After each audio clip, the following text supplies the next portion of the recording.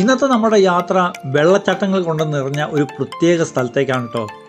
ഈ സ്ഥലം കർണാടക തമിഴ്നാട് അതിർത്തിയിലാണുള്ളത്. ഇവിടെ ഒരു സുന്ദരമായ വെള്ളച്ചാട്ടമുണ്ട്. വേണമെങ്കിൽ ദക്ഷിണേന്ത്യയിലെ നയാഗ്ര വെള്ളച്ചാട്ടം എന്നൊക്കെ പറഞ്ഞ് വർണ്ണിച്ചാൽ നമുക്ക് തെറ്റൊന്നും പറയാൻ പറ്റില്ല. അത്രയ്ക്കും സുന്ദരമായൊരു വെള്ളച്ചാട്ടമാണ്. ഏതായാലും ഞാൻ കൂടുതൽ വർണ്ണിച്ച് ബോറടിപ്പിക്കുന്നില്ല. നേരെ നമുക്ക് വെള്ളച്ചാട്ടം കാണാൻ പോകാം. ദേശസഞ്ചാരിയുടെ ഏറ്റവും പുതിയ വീഡിയോയിലേക്ക് എല്ലാവർക്കും സ്വാഗതം. കേരളത്തിൻ്റെ മധ്യഭാഗത്തുള്ള കൊച്ചിക്കാർക്ക് ഇവിടെ എത്തിച്ചേരാനായിട്ട് നല്ല ദൂരമുണ്ട് കേട്ടോ. പോരുന്ന വഴിയിലാണെങ്കിൽ പ്രത്യേകിച്ച് ഒന്നും തന്നെ കാണാനില്ല. എന്തെങ്കിലും കണ്ടുപിടിച്ച് നമ്മൾ എവിടെയെങ്കിലുമൊക്കെ ഇറങ്ങിക്കഴിഞ്ഞാൽ ധനനഷ്ടവുമാണ്, സമയത്ത് നമുക്ക് എത്തിച്ചേരാനും പറ്റില്ല. ഇത്ര ദൂരം വെറുതെ വണ്ടിയിൽ നമ്മൾ ഇരിക്കുകയും വേണം. എന്നാൽ രാത്രി നേരെ ബാംഗ്ലൂർക്ക് നമ്മൾ ട്രെയിൻ കയറിയാൽ രാവിലെ ബാംഗ്ലൂരിലെത്തും. അവിടെ നിന്നും ഒരു വാഹനം സംഘടിപ്പിച്ച് നമുക്ക് ഇവിടേക്ക് പോന്നു കഴിഞ്ഞാൽ വെറും 3 മണിക്കൂർ കൊണ്ട് നമുക്ക് ഇവിടെ എത്തിച്ചേരാൻ പറ്റും. വേണമെങ്കിൽ നമുക്ക് ഇവിടെ ഒരു ദിവസം താമസിച്ച് ഇവിടെ എല്ലാം കറങ്ങാം. ഇല്ലെങ്കിൽ ഈ വെള്ളച്ചാട്ടവും പരിസരമെല്ലാം കണ്ടതിന് ശേഷം വൈകിട്ട് നമുക്ക് തിരിച്ച് ബാംഗ്ലൂർക്ക് പോയി അവിടെ നിന്നും ട്രെയിനിൽ തിരിച്ച് നമുക്ക് നാട്ടിലേക്ക് വരാം. 2 രാത്രിയും 1 പകലും കൊണ്ട് നമുക്ക് മൊത്തം ഇവിടെ കണ്ടു തീർക്കാൻ പറ്റും. ഞാൻ പറഞ്ഞു വന്നത് എന്താണെന്ന് വെച്ചാൽ, ദക്ഷിണേന്ത്യയിൽ തമിഴ്നാട്ടിലെ ധർമ്മപുരി ജില്ലയ്ക്കും കർണാടകയിലെ ചാംരാജനഗർ ജില്ലയ്ക്കും ഇടയിൽ കാവേരി നദിയിലുള്ള ഹൊക്കനക്കൽ വെള്ളച്ചാട്ടത്തിനെ പറ്റിയാണ് കേട്ടോ. ഞങ്ങൾ കൊച്ചിയിൽ നിന്നും വാഹനത്തിലാണ് കേട്ടോ ഇങ്ങോട്ട് വന്നത്. അതുകൊണ്ടാണ് ഞാൻ ട്രെയിനിലെ കാര്യമൊക്കെ പറഞ്ഞത്. ആ ബുദ്ധിമുട്ട് ഓർത്തിട്ടാണ് പറഞ്ഞത്. താമസിക്കുന്നുള്ള സ്ഥലം ഞങ്ങൾ നേരത്തെ തന്നെ ബുക്ക് ചെയ്തിരുന്നു, ഒരു ഹോട്ടൽ. അവിടുത്തെ പാർക്കിങ്ങിലാണ് വണ്ടി ഇട്ടിരിക്കുന്നത്. ഹോട്ടലിൽ കയറി ഒന്ന് കുളിച്ച് ഫ്രഷായി ഒരു ആവി പറക്കുന്ന ചായയും കുടിച്ച് ഒന്ന് പുറത്തേക്ക് ഇറങ്ങി കറങ്ങാനായിട്ട്. ഇവിടെ ആദ്യം ഒരു മുതല വളർത്തൽ കേന്ദ്രം ഉണ്ടെന്ന് പറഞ്ഞു കേട്ടു. അതൊന്ന് കാണാനായിട്ടാണ് പോകുന്നത്. ദേ ഈ കാണുന്നതാണ് കേട്ടോ മുതല വളർത്തൽ കേന്ദ്രത്തിൻ്റെ പ്രധാനപ്പെട്ട കവാടം. പ്രവേശന നിരക്കൊക്കെ ഉണ്ട് ഇവിടെ. മുതിർന്നവർക്ക് 20 രൂപയാണ്, കുട്ടികൾക്ക് ഇവിടെ സൗജന്യമാണ്. ഇനി ഇതിൻ്റെ ഉള്ളിൽ കയറി ഇവിടെ എന്താണ് ഉള്ളതെന്ന് നോക്കാം.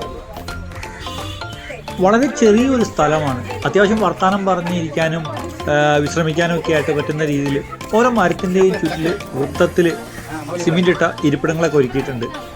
ഇതേണ്ട നമ്മൾ ഈ വിറകുകൊള്ളിയൊക്കെ ഈ ഭിത്തിയുടെ സൈഡിലും മതിലിൻ്റെ സൈഡിലൊക്കെ ചാരി വയ്ക്കുന്ന പോലെ അങ്ങനെ ചാരി വെള്ളത്തിലും അല്ല കരയിലും അല്ലാതെ ഇരിക്കുന്ന ഒരു മുതല കുഞ്ഞിനെ കണ്ടില്ലേ. പിന്നെ ഇവിടെ ഉള്ള മുതലകളെല്ലാം ഇവിടെ കിടക്കുന്നുണ്ട്. വേറെ കുറേ മുതലകളൊക്കെ ഇവിടെ കിടക്കുന്നുണ്ട്. നല്ല വലിപ്പമുള്ളവയാണ് കേട്ടോ ഇവിടെ ഉള്ളവയെല്ലാം. നമ്മൾ മുൻപ് അമരാവതിയിൽ കണ്ട പോലത്തെ അല്ല, ഇവിടെയുള്ളതൊക്കെ നല്ല വലിപ്പമുള്ളതാണ്. പിന്നെ ഈ തമിഴ്നാട്ടിൽ ഇതുപോലെയുള്ള മുതല ഫാം ഇഷ്ടംമാതിരി ഉണ്ടെന്ന് തോന്നുന്നു കണ്ടിട്ട്.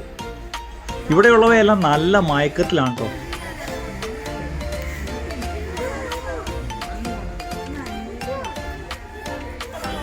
അത് തന്നെയല്ല, ചിലതൊക്കെ ഈ വായും തുറന്നിരുന്നാണ് ഉറങ്ങുന്നത്.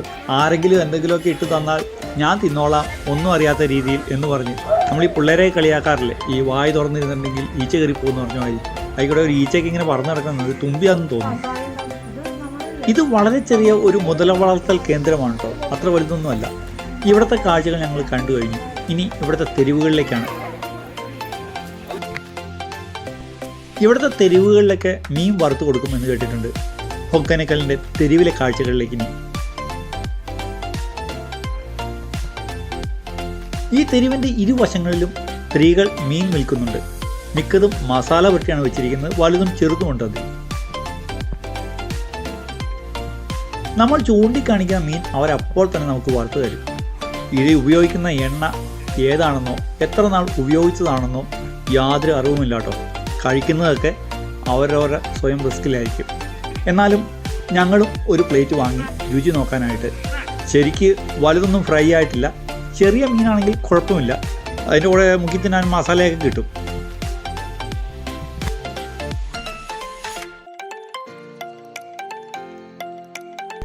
ഈ കാണുന്ന നദിയിൽ നിന്നും പുരുഷന്മാർ പിടിക്കുന്ന മീനുകളാണ് സ്ത്രീകൾ ഇവിടെ ഇരുന്ന് നന്നാക്കി നമുക്ക് വറുത്ത് തരുന്നത് എന്നാണ് പറയുന്നത്.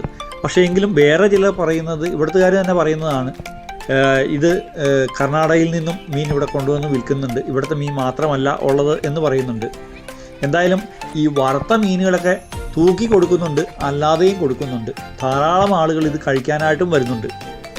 ഈ കാണുന്ന പുഴയുണ്ടല്ലോ, അത് പശ്ചിമഘട്ടത്തിലെ ബ്രഹ്മഗിരി മലനിരകളിലെ തലക്കാവേരിയിൽ നിന്നും ഉത്ഭവിക്കുന്ന കാവേരി നദിയാണെന്നാണ് പറയുന്നത്.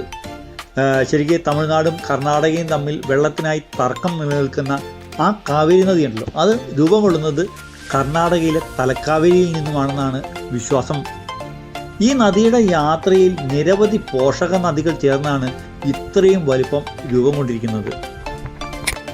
നമ്മളിവിടെ വന്നിട്ട് മീൻ വറുത്തതെല്ലാം കഴിച്ചു, മുതല വളർത്തൽ കേന്ദ്രമെല്ലാം കണ്ടു. ഇനി നമ്മുടെ പ്രധാനപ്പെട്ട കാര്യമുണ്ട്, വെള്ളച്ചാട്ടം കാണണ്ടേ. താമസിക്കുന്ന ഹോട്ടലുകാർ ഏർപ്പാടാക്കി തന്ന കൊട്ടവഞ്ചി തുഴയുന്ന ആളുകളാണ് ഈ മുന്നിൽ പോകുന്ന ചേട്ടൻ. കൊട്ടവഞ്ചിയിലാണ് നമ്മൾ വെള്ളച്ചാട്ടത്തിൻ്റെ അടുത്തേക്ക് പോകുന്നത്. ഹോട്ടലുകാരോട് പറഞ്ഞപ്പോൾ അവർ റെഡിയാക്കി തന്ന ആൾക്കാരാണിത്. ഈ പോകുന്ന വഴിയുടെ വശങ്ങളിലൊക്കെ വെള്ളത്തിൽ ഇറങ്ങുന്നതിനും കുളിക്കുന്നതിനുമുള്ള വസ്ത്രങ്ങളൊക്കെ വിൽക്കുന്ന കടകളുണ്ട്. വേണമെങ്കിൽ നമ്മുടെ എടുത്തിട്ടില്ലെങ്കിൽ അത് ഇവിടെ നിന്ന് വാങ്ങാം നമുക്ക്. ഇവർ പറഞ്ഞത് ഓരോ കൊട്ടവഞ്ചിക്കും സർക്കാരിൻ്റെ ഇവിടുത്തെ നിരക്ക് 750 രൂപയാണെന്നാണ്. ഇപ്പോൾ ഇത് 1500 രൂപ ആക്കിയിട്ടുണ്ട്. 4 പേരുണ്ടെങ്കിൽ 6 പേർക്ക് കയറാം. ഒരു 1.5 മണിക്കൂർ നമ്മളെ ഈ തടാകത്തിലൂടെ കൊണ്ടുപോയി വെള്ളച്ചാട്ടങ്ങളെല്ലാം കാണിച്ചു തരും എന്നാണ് ഇവർ പറയുന്നത്. ഇപ്പോൾ നമ്മളീ പോകുന്ന വഴിയിലല്ല, ഇപ്പോൾ 1500 രൂപ കൊടുത്ത് പോകുന്നത് അത് വേറെ സ്ഥലത്തു നിന്നാണ്. അതിരാവിലെ ആയതുകൊണ്ട് തന്നെ തെരുവിൽ കാര്യമായിട്ട് തിരക്കില്ല. 1-2 2 വീലറുകളൊക്കെ അങ്ങോട്ടും ഇങ്ങോട്ടും ഓടുന്നുണ്ട്. പിന്നെ ഈ വശങ്ങളിലൊക്കെ കൊട്ടവഞ്ചി ഇരിക്കുന്നത് നമുക്ക് കാണാൻ പറ്റും. ചില ഷെഡിൻ്റെ മേൽക്കൂരയൊക്കെ വെച്ചിരിക്കുന്നത് ഈ കൊട്ടവഞ്ചികൾ കൊണ്ടാണ് കേട്ടോ. എനിക്ക് തോന്നുന്നു അത് ഈ കൊട്ടവഞ്ചി ആ തുഴയുന്ന ആൾക്കാരുടെ ഷെഡുകളായിരിക്കണം, അവരിയ്ക്കുന്ന ഷെഡുകളായിരിക്കണം ഇതെല്ലാം.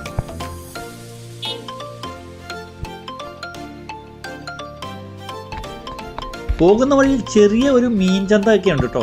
മറുവശത്തും കൊട്ടവഞ്ചിക്കാരുടെ താവളങ്ങളായിരിക്കണം ഈ കൊട്ടവഞ്ചി മുകളിൽ വെച്ച് ഷെഡ് വെച്ചിരിക്കുന്നതെല്ലാം.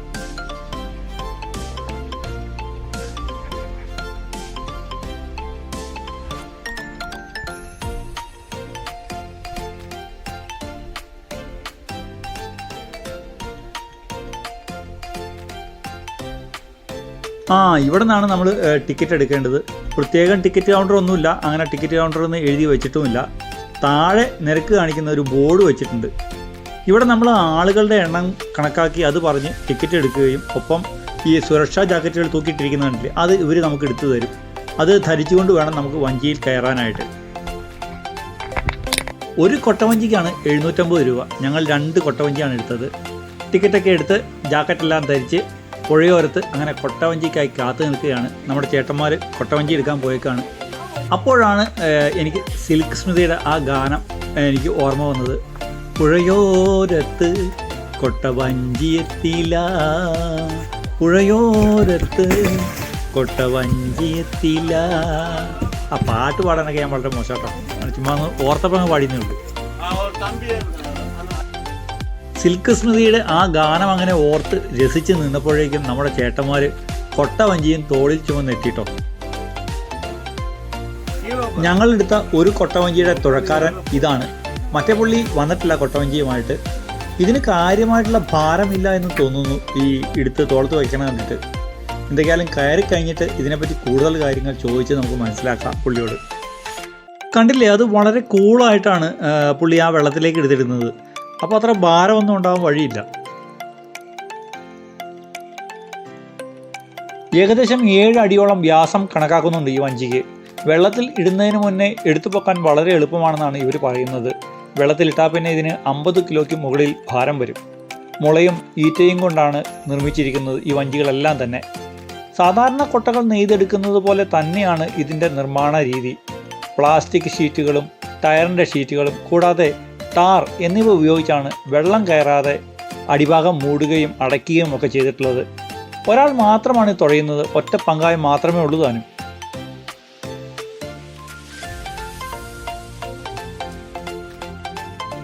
ഈ ഹൊക്കനക്കൽ എന്ന സ്ഥലം സഞ്ചാരികളുടെ ഇഷ്ടസ്ഥലമായി മാറുന്നതും ഞാനടക്കം മറ്റുള്ളവർ അറിയാനുമുള്ള കാരണമായി വരുന്നത് മമ്മൂട്ടിയുടെ അഥർവം മുതൽ മോഹൻലാലിൻ്റെ നരൻ വരെയുള്ള നിരവധി സിനിമകൾക്ക് ഷൂട്ടിംഗ് ലൊക്കേഷൻ ആയതിൽ പിന്നെയാണ്.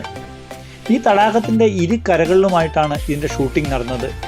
ഈ തടാകം ഇങ്ങനെ ഓളങ്ങളില്ലാതെ ശാന്തമായി കിടക്കുന്നു എന്ന് കരുതി അപകട സാധ്യത ഇല്ല എന്ന് ആരും കരുതരുത്. ഏകദേശം 50 അടിയോളം താഴ്ചയുണ്ട്. പാറകളും ധാരാളം നീർനായകളും ഉള്ള സ്ഥലമാണ് കേട്ടോ ഇത്. നമ്മൾ ഈ തടാകത്തിൻ്റെ വശങ്ങളിൽ കാണുന്ന കാടെല്ലാം ഉണ്ടല്ലോ, അത് വീരപ്പൻ്റെ ഭരണപ്രദേശങ്ങളായിരുന്നു കേട്ടോ. ഈ വീരപ്പനെ ആരും മറന്നു കാണില്ലല്ലോ. സത്യമംഗലം വനപ്രദേശമാണിതെല്ലാം. ഈ ശാന്തമായി കിടക്കുന്ന തടാകത്തിലൂടെ ഏകദേശം 1 കിലോമീറ്റർ നമ്മൾ തുഴഞ്ഞു പോയാലാണ് ഈ വെള്ളച്ചാട്ടത്തിൻ്റെ അടുത്തേക്ക് എത്താൻ പറ്റുകയുള്ളൂ. ഈ വഞ്ചി തുഴഞ്ഞു പോകുന്ന ഇവരുടെ ഒരു വിനോദമാണ് കേട്ടോ നമ്മൾ ഈ സഞ്ചാരികളുമായി പോകുന്ന വഞ്ചിയിട്ട് കറക്കുക എന്നുള്ളത്. ചിലപ്പോൾ അത് തുടക്കത്തിൽ തന്നെ ചെയ്യും, ചിലപ്പോൾ അത് പകുതിയാവുമ്പോഴായിരിക്കും. ഈ കറക്കുന്നതിൽ ഒരു കാര്യമുണ്ട്. ഇത് കറക്കുമ്പോൾ നമുക്ക് നല്ല അസ്വസ്ഥത ഉണ്ടാകുകയാണെങ്കിൽ ട്രിപ്പ് ഇടയ്ക്ക് വെച്ച് നിർത്താമല്ലോ. അവർക്ക് പൈസ കിട്ടുകയും ചെയ്യും, വേണമെങ്കിൽ അടുത്ത ട്രിപ്പ് വേഗം എടുക്കുകയും ചെയ്യാം. അപ്പോൾ നമ്മൾ ഇവരോട് പറയണം, കറക്കുകയാണെങ്കിൽ പതുക്കെ കറക്കണം, അല്ലെങ്കിൽ കറക്കണ്ട എന്ന് പറഞ്ഞാൽ മതി. തമിഴ്നാട്ടിലെ ധർമ്മപുരി ജില്ലയ്ക്കും കർണാടകയിലെ ചാമരാജനഗർ ജില്ലയ്ക്കും ഇടയിലൂടെ ഒഴുകുന്ന കാവേരി നദിയിലുള്ള ഒരു വെള്ളച്ചാട്ടമാണ് കേട്ടോ ഇത്. ദക്ഷിണേന്ത്യയിലെ നയാഗ്ര വെള്ളച്ചാട്ടം എന്ന ഓമനപ്പേരിൽ അറിയപ്പെടുന്ന ഈ ഹൊഗനക്കൽ വെള്ളച്ചാട്ടം ധർമ്മപുരിയിൽ നിന്നും 40 കിലോമീറ്ററും ചാമരാജനഗറിൽ നിന്നും 200 കിലോമീറ്ററും അകലെയാണ് ഈ വെള്ളച്ചാട്ടമുള്ളത്. ഇവിടെ ഈ കാണുന്ന കാർബണറൈറ്റഡ് പാറകൾ ദക്ഷിണേന്ത്യയിലെ ഇതുപോലത്തെ ഏറ്റവും പഴക്കമുള്ളതാണ്. അതുപോലെ തന്നെ ലോകത്തിലെ ഏറ്റവും പഴക്കമുള്ള ഒരു പാറക്കൂട്ടങ്ങളായിട്ടാണ് ഇത് കണക്കാക്കുന്നത്. ഈ നദിയിലെ വെള്ളത്തിനെ ആശ്രയിച്ചിട്ടാണ് തമിഴ്നാട്ടിലെ കൃഷിയും വരെ നടക്കുന്നത്. ഇവരുടെ പ്രധാനപ്പെട്ട കുടിവെള്ള സ്രോതസ്സുകളിൽ ഒന്നുകൂടിയാണ് ഈ കാവേരി നദിയിലെ ജലം. അതുകൊണ്ട് തന്നെയാണ് ഈ കർണാടകയുമായി തമിഴ്നാട് മിക്കപ്പോഴും തർക്കത്തിൽ ഏർപ്പെടുന്നത്. നോക്കൂ, ഈ പാറക്കൂട്ടങ്ങൾ കണ്ടില്ലേ, നല്ല സ്ട്രോങ് ആയിട്ടുള്ള കറുത്ത കരിങ്കലിൻ്റെ പാറ തന്നെയാണ് കേട്ടോ. പിന്നെ ചെറിയ ചെറിയ വെള്ളച്ചാട്ടങ്ങളൊക്കെ നമ്മൾ പോകുന്ന വഴിയിൽ കണ്ടു തുടങ്ങിയിട്ടുണ്ട്, ഇപ്പോൾ ആകാറായിട്ടുണ്ടാവും. നോക്കി, ഇരുവശത്തുള്ള പാറയുടെയൊക്കെ അടിവശത്ത് വെള്ളം എത്രത്തോളം ഉണ്ടാകാറുണ്ട് എന്നുള്ളതിൻ്റെ അടയാളം ആ ലൈൻ നമുക്ക് ശരിക്കും കാണാൻ പറ്റും. പിന്നെ ചില പാറയുടെയൊക്കെ ഉള്ളിൽ വലിയ ഗുഹ പോലെ കാണുന്നുണ്ട് കേട്ടോ. ഇപ്പോൾ വെള്ളം കുറവായതുകൊണ്ട് വേണമെങ്കിൽ നമുക്ക് അതിൻ്റെ ഉള്ളിലൊക്കെ കയറി വേണമെങ്കിൽ പടമൊക്കെ എടുക്കാൻ താല്പര്യമുള്ളവർക്ക്.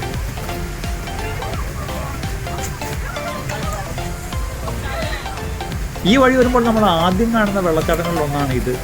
സുരക്ഷാ വേലിയൊക്കെ ഒരുക്കിയിട്ടുണ്ട്, അവിടെ നിന്ന് ആളുകളൊക്കെ കുളിക്കുന്നുണ്ട്. ഇവിടെ നിന്ന് കുളിക്കാൻ അനുവാദമില്ല, പോലീസുകാർ കണ്ടാൽ ഓടിക്കുമെന്നാണ് ഈ വഞ്ചി തുഴയുന്ന ആൾ പറയുന്നത്. ഇടയ്ക്ക് നമ്മൾ ഇവിടേക്ക് വന്നപ്പോൾ ശാന്തമായി കിടക്കുന്ന തടാകത്തിൻ്റെ രൂപം മാറിയില്ലേ, നല്ല ഒഴുക്കും ഓളങ്ങളും, കൂടാതെ വെള്ളം കാറ്റത്ത് പുക പോലെ പറന്നു വീണ് നമ്മളെ നനയ്ക്കുന്നുണ്ട് കേട്ടോ.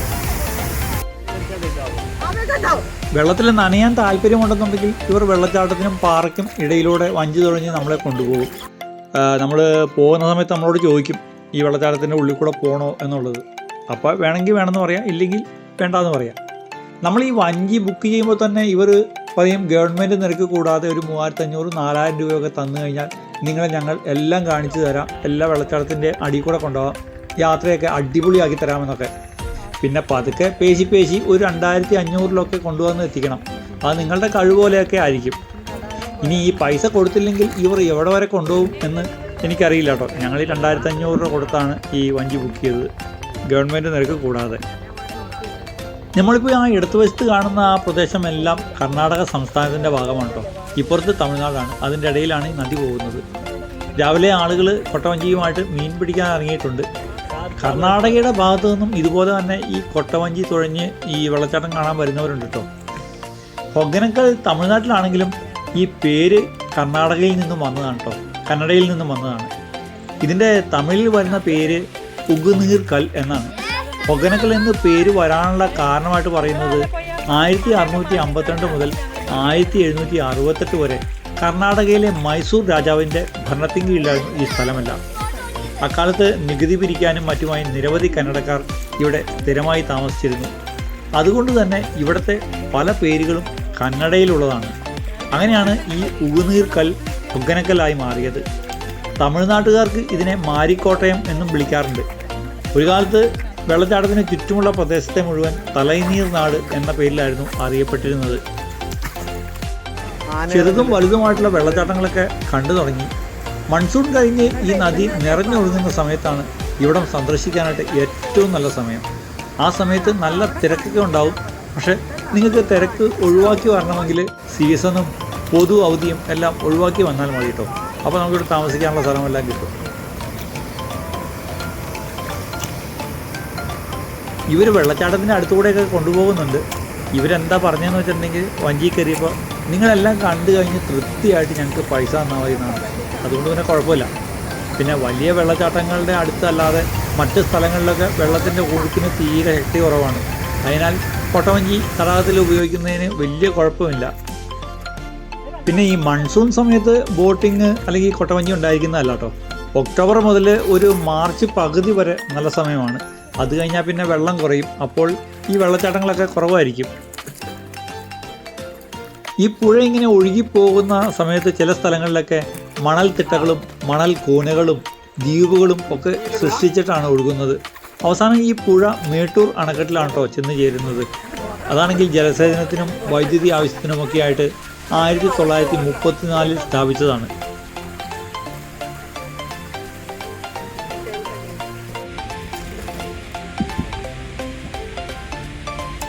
വെള്ളച്ചാട്ടം കണ്ടതിന് ശേഷം നമ്മൾ തിരിച്ചു വരുന്നതും ഈ വഴിയിലൂടെ തന്നെയാണ്.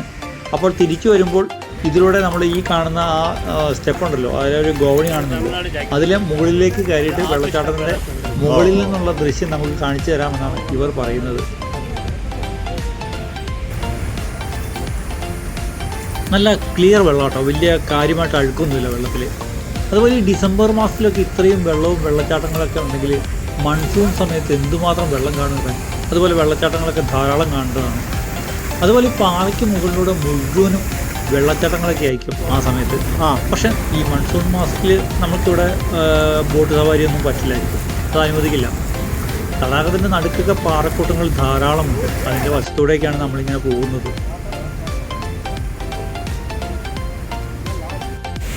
ഈ നദി ഇവിടുത്തെ പാറക്കെട്ടുകളിലൂടെ തടഞ്ഞ് പതഞ്ഞൊഴുകുമ്പോൾ നിരവധി ചെറുതും വലുതുമായിട്ടുള്ള വെള്ളച്ചാട്ടങ്ങളാണ് ഉണ്ടാകുന്നത്. കുറേയൊക്കെ ഞാൻ കണ്ടു കഴിഞ്ഞു. ഇനിയാണ് ശരിക്കുള്ള വെള്ളച്ചാട്ടങ്ങൾ നമ്മൾ കാണാൻ പോകുന്നത്. ഏതാണ്ട് 50 അടി വരെ ഉയരത്തിൽ നിന്നും ചാടുന്ന വെള്ളച്ചാട്ടങ്ങളുണ്ട് ഇവിടെ. നിങ്ങൾ നോക്കി ഈ പാറയുടെയൊക്കെ പൊക്കം നോക്കി, അപ്പോൾ ഏകദേശം അത്രയൊക്കെ കാണാൻ സാധ്യതയുണ്ട്. ഈ ഭാഗത്ത് നല്ല ഒഴുക്കുണ്ട്. അതുകൊണ്ട് തന്നെ ഈ വഞ്ചി തുഴയുക എന്നത് ഇവർക്ക് ഒരു വെല്ലുവിളി തന്നെ ആയിരിക്കണം. പക്ഷെ അതൊന്നും ഇവർക്ക് കുഴപ്പമില്ല, ഇവർക്ക് പ്രാക്ടീസാണ്, അതുകൊണ്ട് വലിയ കുഴപ്പമുണ്ടാകാൻ സാധ്യതയില്ല. ഇതാ നമ്മളിപ്പോൾ ഈ കാണുന്നതാണ് കേട്ടോ ഇവിടുത്തെ ഏറ്റവും സുന്ദരവും വലുതുമായിട്ടുള്ള വെള്ളച്ചാട്ടം. ഈ വെള്ളച്ചാട്ടമാണ് തെക്കേ ഇന്ത്യയിലെ നയാഗ്ര വെള്ളച്ചാട്ടം എന്ന പേരിൽ അറിയപ്പെടുന്നത്. മഴക്കാലത്തായിരുന്നു എങ്കിൽ ശരിക്കും നയാഗ്രയുടെ അത്രയും തന്നെ സുന്ദരമായൊരു കാഴ്ച ഇത് നമുക്ക് സമ്മാനിച്ചേനെ. പാറയൊന്നും കാണാൻ പറ്റാത്ത രീതിയിൽ വെള്ളം മുകളിൽ നിന്നും താഴത്തേക്ക് പതിക്കുന്ന ആ സുന്ദരമായ കാഴ്ച നമുക്ക് കാണാൻ പറ്റുമായിരുന്നു. ഇതിൻ്റെ അടുത്ത് വരെ വഞ്ചി തുഴഞ്ഞ് നമ്മളെ ഇവർ കൊണ്ടുപോകും എന്നാണ് പറഞ്ഞത്. ശരിക്കും പേടി തോന്നും കേട്ടോ. നോക്കൂ എന്ത് സുന്ദരമായ കാഴ്ചയാണെന്ന്. നല്ല ശക്തിയിലാണ് വെള്ളം ചാടുന്നത്, നല്ല ഒഴുക്കുമുണ്ട്. ഇവർ പറഞ്ഞതുപോലെ തന്നെ ഏകദേശം അതിൻ്റെ അടുത്ത് വരെ കൊണ്ടുപോകുന്നുണ്ട്. കൂടുതൽ അടുത്തേക്ക് പോകണ്ട എന്ന് ഞങ്ങൾ പറഞ്ഞു. കാരണം ചെറിയ പേടിയൊക്കെ ആൾക്കാർക്ക് വന്നു തുടങ്ങിയിട്ടുണ്ട്. സമ്മതിക്കുന്നവരെ വഞ്ചി തുഴഞ്ഞ് ഇവിടെ വരെ നമ്മളെ കൊണ്ടുവന്നതിന്. ഇവരുടെ സ്ഥിരം പരിപാടി ആയതുകൊണ്ട് കുഴപ്പമില്ലായിരിക്കും. പക്ഷേ നമുക്കങ്ങനെയല്ലല്ലോ, നമുക്ക് പേടി തോന്നും. ഹൊഗനക്കലിലെ ഏറ്റവും സുന്ദരമായ കാഴ്ചയാണ് കേട്ടോ ഈ കാണുന്നത്. അങ്ങനെ ഹൊഗനക്കലിലെ വെള്ളച്ചാട്ടത്തിൻ്റെ ഏറ്റവും സുന്ദരമായ കാഴ്ചയാണ് നമ്മളിപ്പോൾ കണ്ടു കഴിഞ്ഞത്. ആ കാഴ്ചകൾ കണ്ട് നമ്മൾ വന്ന വഴി തന്നെ തുഴഞ്ഞ് തിരിച്ചു പോവുകയാണ്. അപ്പോൾ ഇനി നമുക്ക് പോകേണ്ടത് ഈ വെള്ളച്ചാട്ടത്തിൻ്റെ മുകളിൽ നിന്നുള്ള ദൃശ്യം കാണാനാണ്. അത് ഈ പാറക്കെട്ടുകളുടെ മുകളിൽ കയറിയിട്ട് വേണം കാണാനായിട്ട്. നമ്മൾ വന്ന വഴി കണ്ട ആ ഗോവണിപ്പടി കയറി മുകളിൽ പോയിട്ട് വേണം ആ ദൃശ്യങ്ങൾ കാണാനായിട്ട്. നമ്മളിപ്പോൾ ഈ വലത്തുവശത്ത് കാണുന്ന പാറക്കൂട്ടങ്ങൾക്ക് മുകളിലാണ് നമുക്ക് കയറേണ്ടത്. അവിടെ നിന്ന് നോക്കിക്കഴിഞ്ഞു കഴിഞ്ഞാൽ വെള്ളച്ചാട്ടത്തിൻ്റെ കൂടുതൽ ദൃശ്യങ്ങൾ മുകളിൽ നിന്നുള്ളത് കാണാൻ പറ്റും.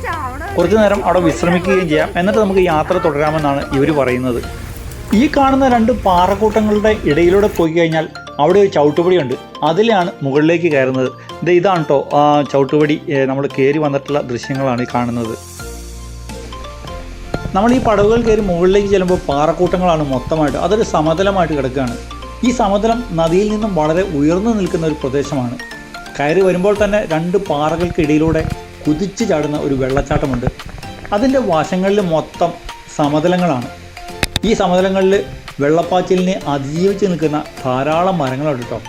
കൂടാതെ ഈ പാറക്കെട്ടുകൾക്ക് മുകളിലൂടെ എളുപ്പത്തിൽ നമുക്ക് നടക്കാനാവില്ല. അതുകൊണ്ട് തന്നെ അത് നടക്കാനായിട്ട് നല്ല കോൺക്രീറ്റ് ചെയ്ത് വീതിയേറിയ ഒരു പാതയുണ്ട്.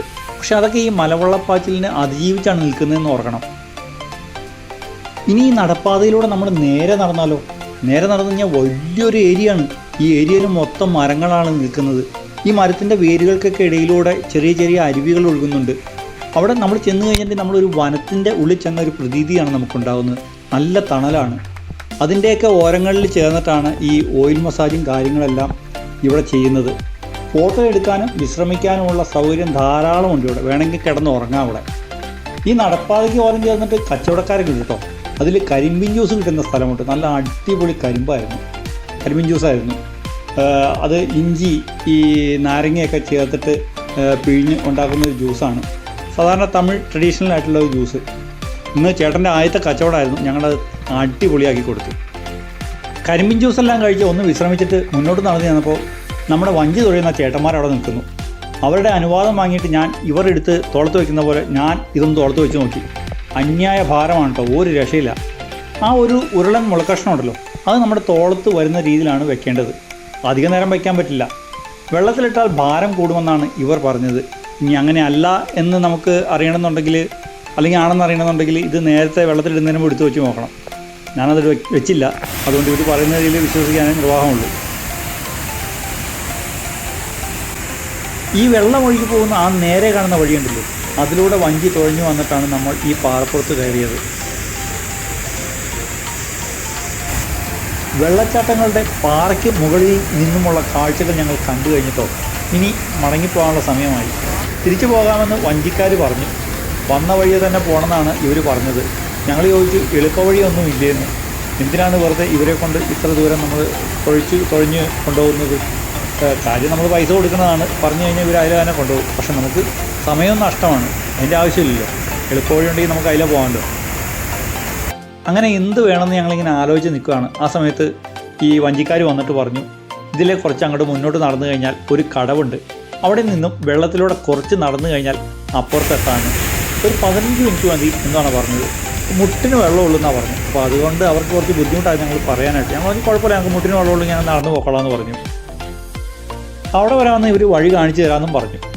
ഈ കടവിലൂടെയൊക്കെ കൊട്ടവഞ്ചികളിൽ ആൾക്കാരും കയറ്റി വരുന്നുണ്ട്. അപ്പോൾ പിന്നെ വെള്ളമൊന്നും കാര്യമായിട്ട് കാണുന്നില്ല അവിടെ. അങ്ങനെ വളരെ നാൾ കാത്തിരുന്ന ഹൊഗനക്കലിൻ്റെ സുന്ദരമായൊരു കാഴ്ചകൾ കണ്ട് ദേശസഞ്ചാരി യാത്ര തുടരുകയാണ്. അടുത്ത വീഡിയോയുമായി ഉടനെ കാണാം. നന്ദി, നമസ്കാരം.